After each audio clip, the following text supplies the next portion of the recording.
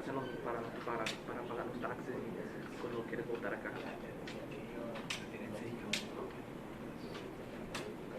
Si más segundo piso, te vas para arriba, a tu mano izquierda va a estar a mero fondo, es la única puerta ahí, y va a decir ahí 05 beneficios. Nomás te firma y ya te metes. Al revés. Yeah, pasó. Let me show you the road.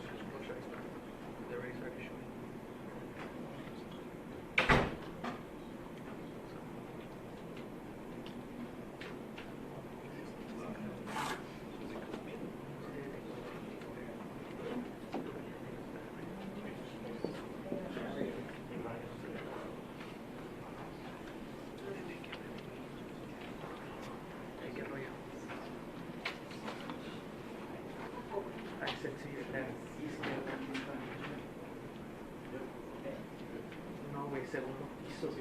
Vete en segundo piso, no. Ok, entonces camina para tu mano izquierda, va a ser la única clase. Va a decir pero como. Ándale, ahí métete, perdón. Ay.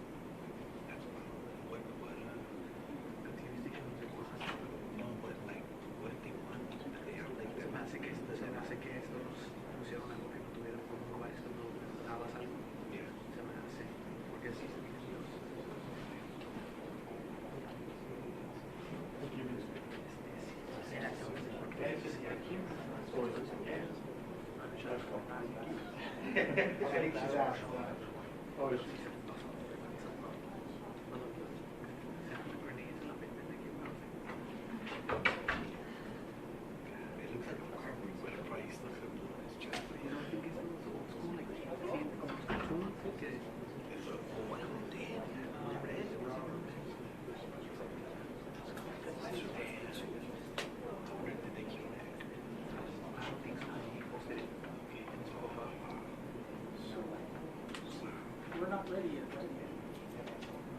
Yeah, we got 30 seconds, so we're not ready.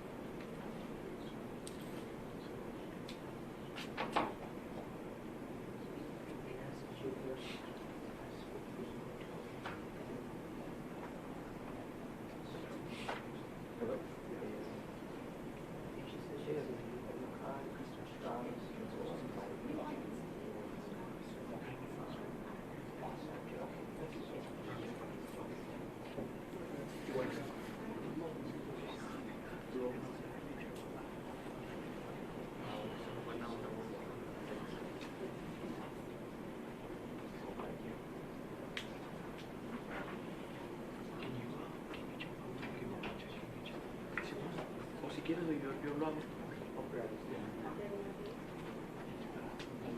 Did you have any questions? I'm just going to do mic check real quick. Okay, yeah. Maybe you guys like it.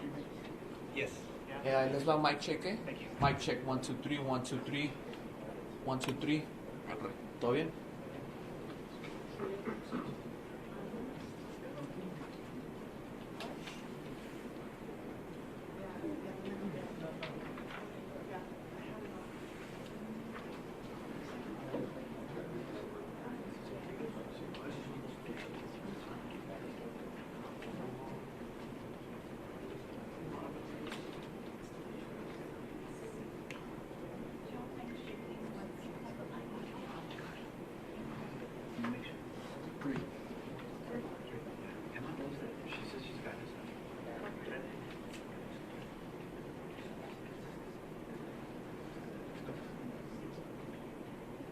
We should be getting started here pretty quick.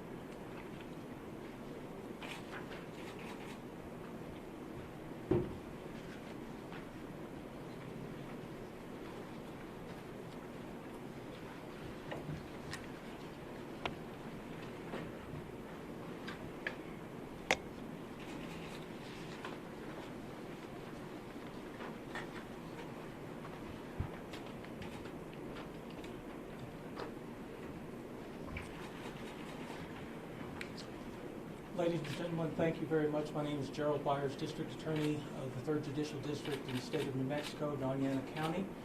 And with me is Chief Jeremy Story of the Las Cruces Police Department, as well as Lieutenant Peter Bradley of the Las Cruces Police Department, as well as Lieutenant Philip Candelaria of the New Mexico State Police.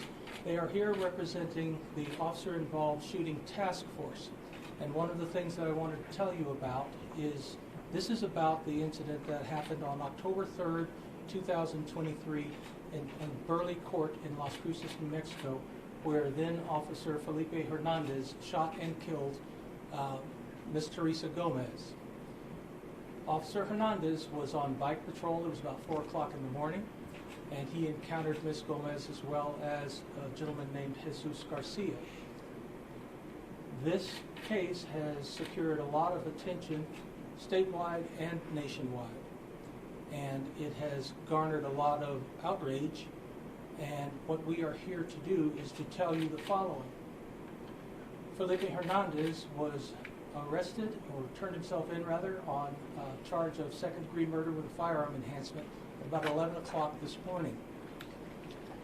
The district attorney's office came to that determination after reviewing all of the evidence submitted by the officer-involved shooting task force.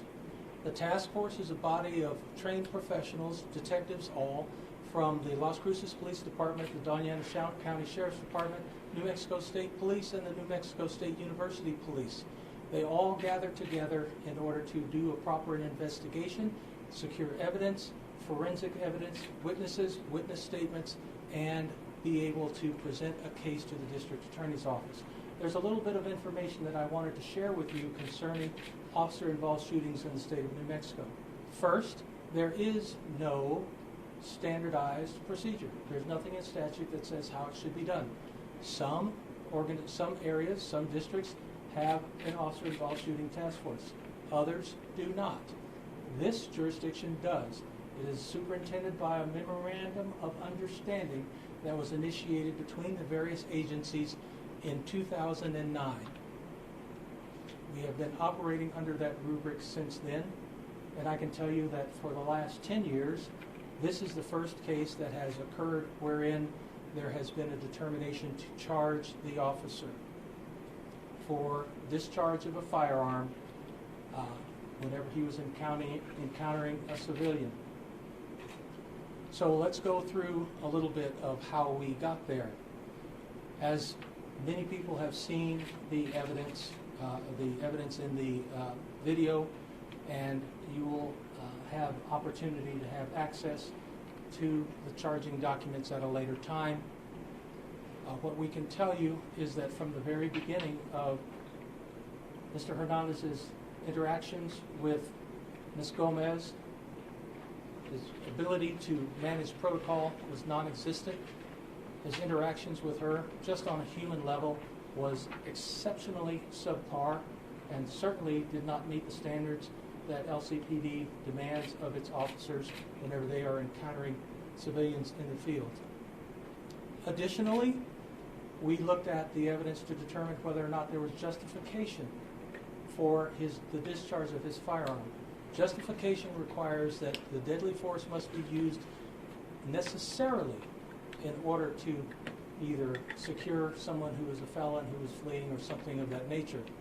There was no necessity for him to use deadly force against Ms. Gomez. We looked at self-defense. There was no self-defense. Felipe Hernandez was not met with deadly force, and Ms. Teresa Gomez was not a fleeing felon because she did not present a danger to Officer Hernandez or anyone else.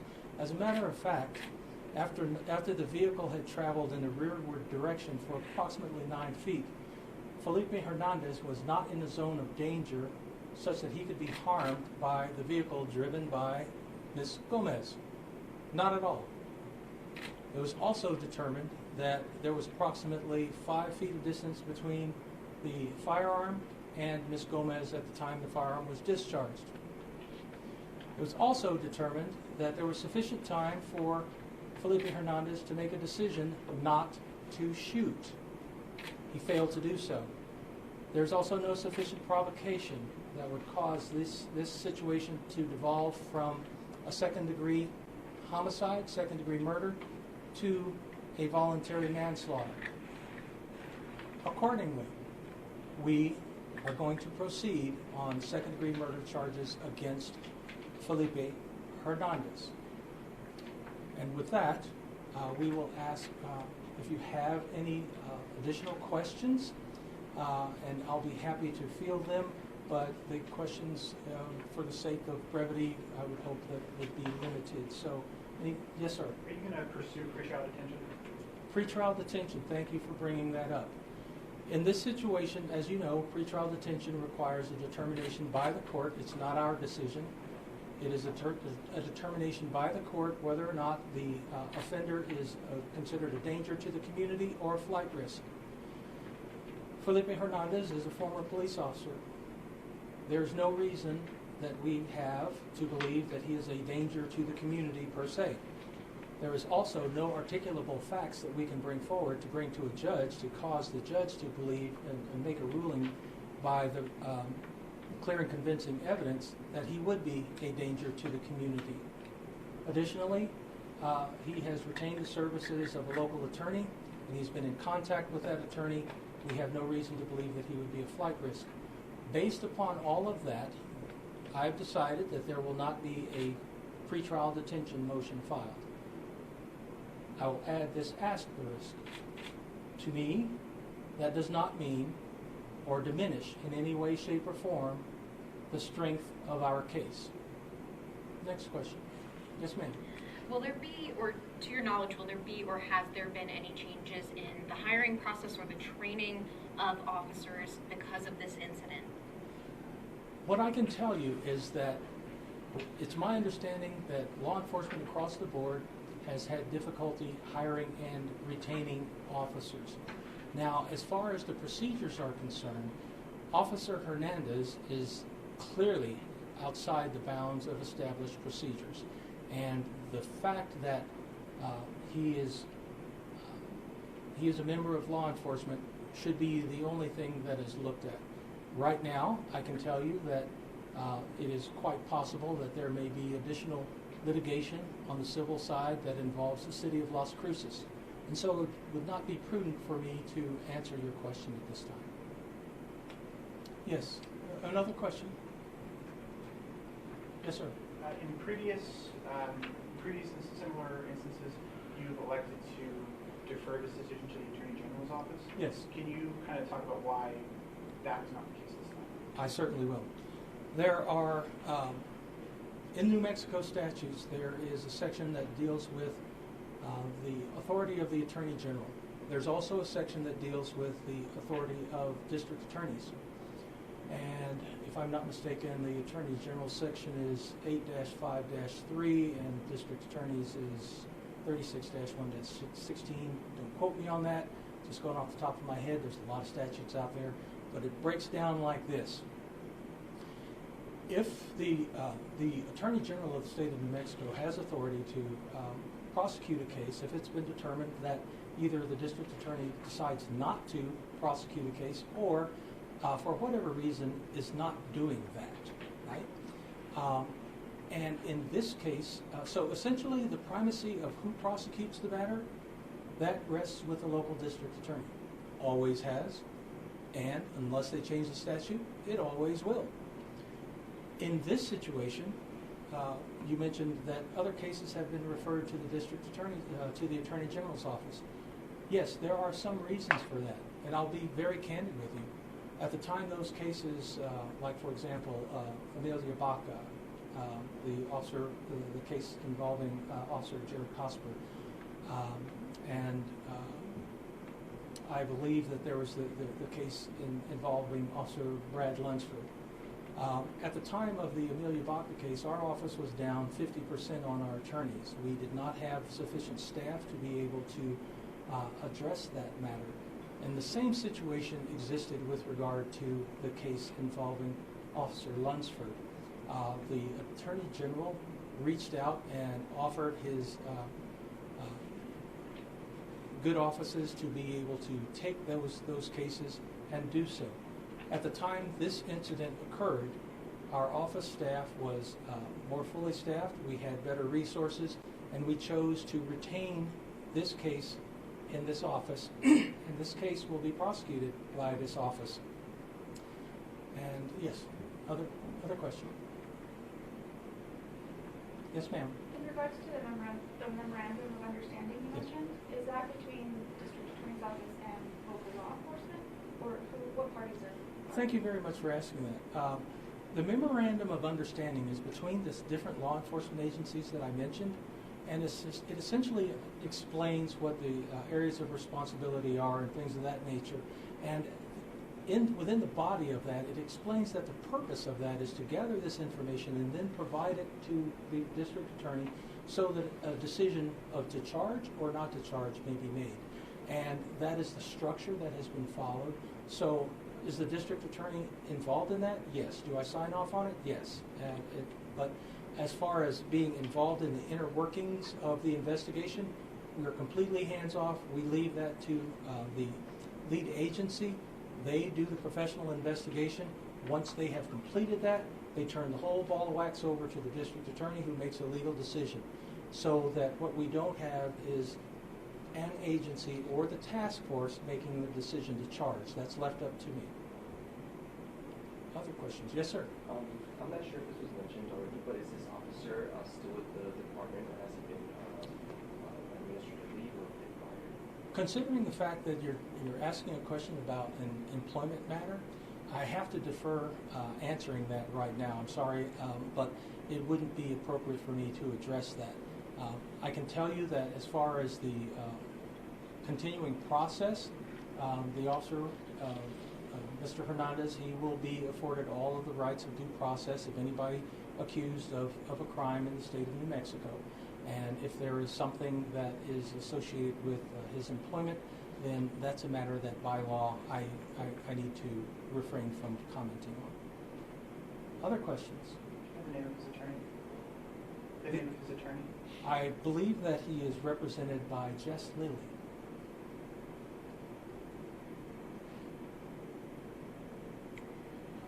Yes, ma'am. Regarding the threats that were made by Donald Fowler,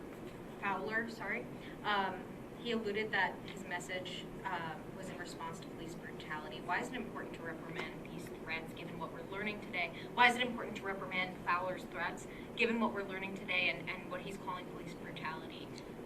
Why is it important to do what with his threats? To reprimand those threats that were made. Reprimand those threats. Okay. Let me address the issue of Mr. Donald Walter Fowler. He was arraigned in federal district court this last Friday on a charge in contrary to, I believe it's 18 U.S.C. 875 subsection C, making interstate threats. Now, that matter is being prosecuted by the Office of the United States Attorney for the District of New Mexico in federal court. I happen to be the victim in that case. There is no conflict of interest between that and this office prosecuting Felipe Hernandez for the murder of Teresa Gomez. It is essential with regard to, and I just make that reference to Mr. Fowler. Excuse me, I don't want to say anything out of turn, but I can tell you that there have been many news reports that included information concerning the nature of the language used in his threats against me. And I would say this: disparaging rhetoric, unfounded, just in general, throughout the United States, we have seen the pernicious impact of that in a number of circumstances. Rudy Giuliani now owes Ruby Freeman and Shay Moss multiple millions of dollars. Alex Jones and Fox News have suffered the same circumstances. We have had the homes of legislators in this state shot up. We have had the Secretary of State of this state had to move out of her home because of threats. Folks, this is beyond unacceptable. Government is not your enemy. As a matter of fact, when something goes bump in the night, nobody else is going to come other than police officers, and nobody's going to take action other than the government. And so people need to understand that these types of behaviors do carry penalties, and it is not innocuous. It is not something that government officials need to suck it up, because we are here to do the work of the people. I took an oath to support and defend the Constitution. as a prosecutor, as a district attorney, as a member of the Bar of the State of New Mexico, and as an officer in the United States Navy. I've never unsworn that oath. And so many public officials are in the same circumstance. They all swear the same oath, and they all serve everyone, and they do not deserve the wanton disparagement and the vile vitriol and, yes, the violent conduct that it incites. And so I am very thankful that the Federal Bureau of Investigation investigated Mr. Fowler, and also that the U.S. Attorney's Office is prosecuting that matter. Mr. Fowler is innocent until proven guilty. I prefer that his matter be resolved in court, where he can face all of the evidence and he can make his case in court. But I hope that that's a fair balance between my comments on the Fowler case and vile rhetoric in general. Any other questions? Yes, ma'am. As Chief Story is here today, can he speak to the employment status of Mr. Hernandez? And I would just refer to my prior response, because it would be just as a matter of law, it's best that you can blame me. Other questions? Can you kind of describe the investigative process a little bit? I noticed that Lieutenant Peter Bradley's and if I'm using this term wrong, the case agent or the person who signed the affidavit. Can you kind of explain why, when you have this whole cadre of detectives and investigators from other departments, why the system that you guys use to investigate these relies on a police officer from the same police department to be kind of, and again, I'm using this term wrong, the lead investigator? I'm glad you asked that. When the officer-involved shooting task force deploys in the field, they pair up. There is a lead, and then there is a second, and they do everything in teams. And the reason that I share that with you is to ensure to the public that this investigation is done transparently. Folks, law enforcement brought this case to me. The Las Cruces Police Department brought this case to me. They investigated a person who swore an oath employed by their agency wearing their uniform and badge. And I understand, and I appreciate your question, and it gives me the opportunity to explain. I can understand how people may feel that, oh, well, there's potential for cover-up. That's why the nature of the task force is that they collect the evidence, they do it in pairs, they make sure that everything is squared away, they provide it to me. I don't work for Las Cruces Police Department, Sheriff's Department, NMSP, or NMSUPD. My decision is completely neutral, and it is not beholden to anybody. And I can tell you that it is a very heavy decision, but it is one that I take great pride in all of these officers, and especially Lieutenant Bradley and Las Cruces Police Department, for the integrity that they've shown in not cutting any corners, in going straight to the heart of the matter, not dodging any issue, and bringing forth all of the evidence that is available to help me make a just decision. Because I guarantee you there's one thing I will not do, and that is to prosecute somebody based on flimsy evidence or anything else like that. And so I have full confidence in the ability of the task force in this case and in every other case to be able to do a very thorough, competent, professional job that will stand any rigors.